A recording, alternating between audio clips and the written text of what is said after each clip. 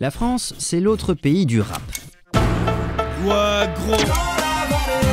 5 heures du match, j'ai des frites. Non, pas celui-ci, le sérieux. Au début des années 80, je me souviens des soirées où l'ambiance était chaude et les mecs rentraient. Je suis l'as de trait qui pique ton cœur. Laisse pas traîner ton fils, laisse pas traîner ton fils. Ok. La France, on l'a assez répété ici, c'est aussi l'autre pays du clip. Alors, évidemment, quand on mélange les deux, ça donne des choses intéressantes. Dans les années 2000, quand le marché du disque bascule, l'arrivée d'Internet, de caméras vidéo bon marché et de jeunes artistes déchaînés donnent une impulsion au clip de rap en France. Pour les calouches, les harbouches, les manouches, en garlouche. Un mélange bienvenu de démocratisation des outils de production et de diffusion qui fait décoller le clip de rap du bitume des cités populaires pour atterrir au sommet de la Tour Eiffel, si ce n'est pas au-delà. Bienvenue dans le Clip Français, la web-série de Télérama qui vous refait les histoires du vidéoclip à la française. Le 22 mars 2019, des centaines de milliers de fans de PNL suivent la sortie, en direct, du clip de la chanson ODD. La caméra navigue au milieu des nuages pour atterrir sur la Tour Eiffel, où attendent Nos et Ademo.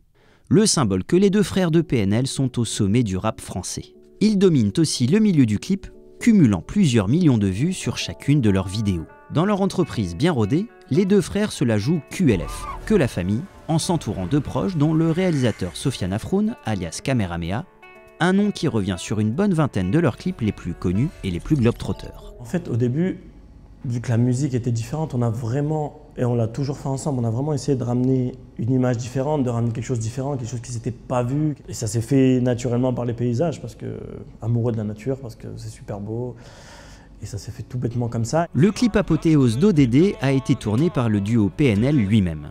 Mais Kameramea, fort de ses productions réalisées avec les deux frères, a entièrement participé à construire ce discours visuel de PNL. Les images sont au-dessus de la mêlée.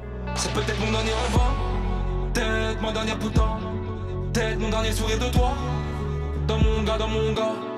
Les sujets de leurs chansons, eux, restent en revanche terre à terre.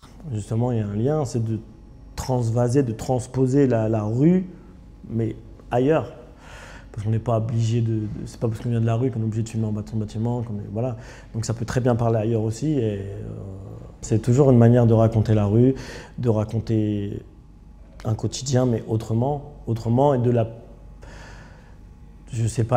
plus belle façon possible. Du sommet de la Tour Eiffel aux plaines de Namibie, des paysages d'Islande aux cités napolitaines, du Grand Canyon à Miami ou à l'Afrique du Sud, PNL ne raconte finalement que sa vie, celle au milieu des immeubles des Tarterets, d'où est originaire le duo. Mes rêves ne me font plus bander. C'est justement sur ce genre de plaque de béton que s'est construit le rap français. Mais pas forcément ses clips. Quand le hip-hop explose commercialement à la deuxième moitié des années 90, la vidéo de rap, d'abord réservée à quelques gros vendeurs, se fait clinquante, bien produite. Parfois un peu copiée sur ses homologues américains.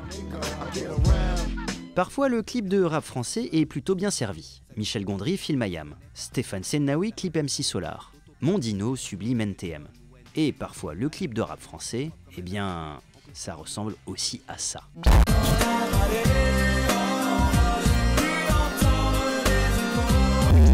Mais les années 2000 laissent place à une conjoncture morose pour l'industrie du disque qui oblige à une certaine débrouillardise.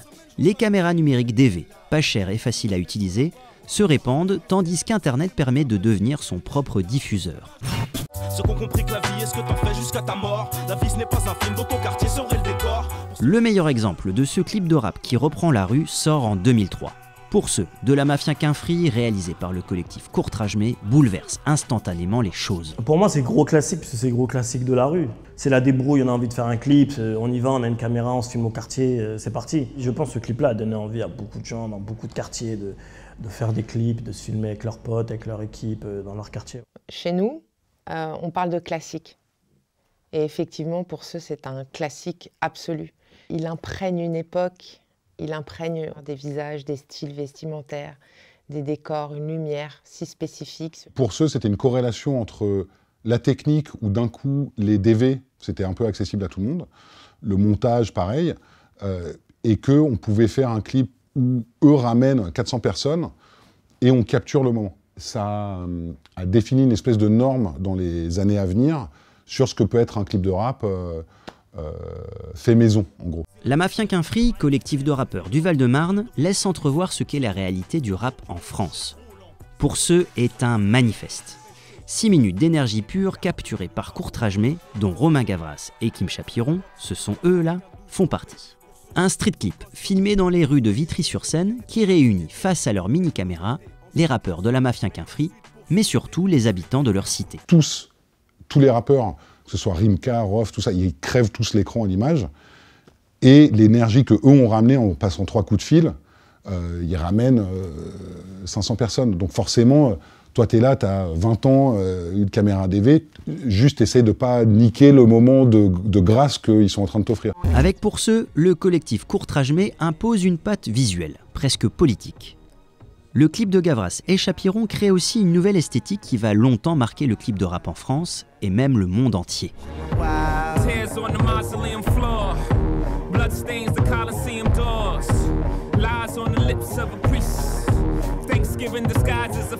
La première fois que j'ai rencontré Jay-Z, où après on a commencé à avoir une vraie relation, j'ai fait un clip pour eux et tout ça, il me dit « Ouais, tu viens de France et tout ça, il y a ce clip qui est dingue, que j'avais vu à l'époque et tout ça. » Et genre, il me montre sur YouTube, il me montre pour ceux. Je dis « Mais mec, c'est nous qui l'avons fait. » Il me dit « Mais mec, tu te rends pas compte, à l'époque, on devenait fou sur ce clip. » Pour ceux, pour le coup, nous, il y avait très peu de mise en scène. C'est-à-dire qu'on filmait ce qu'il y avait. Et ce qu'il y avait, après, a influencé le reste de certaines cités de province, j'imagine, et tout ça. Et donc, en fait, c'est une espèce de dialogue comme ça, mais qui t'échappe complètement, en fait. Ça a engendré 400 clips qui font un peu la même chose, parce que forcément, c'était l'avènement des DV, donc on pouvait faire ça, les gens pouvaient faire ça tout seuls. Filmer la rue n'est pas encore devenu un cliché. Et c'est même à partir de là que rap et clip deviennent indissociables. Comme toute la France d'en bas, je crois plus aux politiciens. Je continue le combat, je crois au réveil citoyen.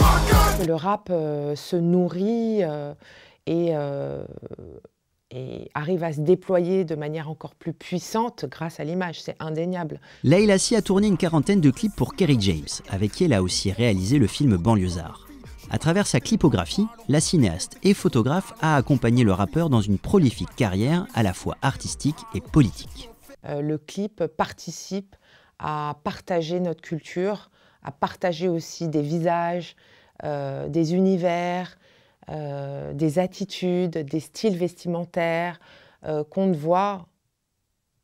voyait malheureusement pas beaucoup ailleurs. Jusqu'ici, si on avait envie de voir des visages, je ne sais pas comment le dire différemment, mais des individualités, des tempéraments peut-être un peu plus bruts, il fallait quand même effectivement aller cliquer ou tout du moins zapper sur des clips de rap. Le clip, pour moi, participe bien évidemment à l'histoire sociale française.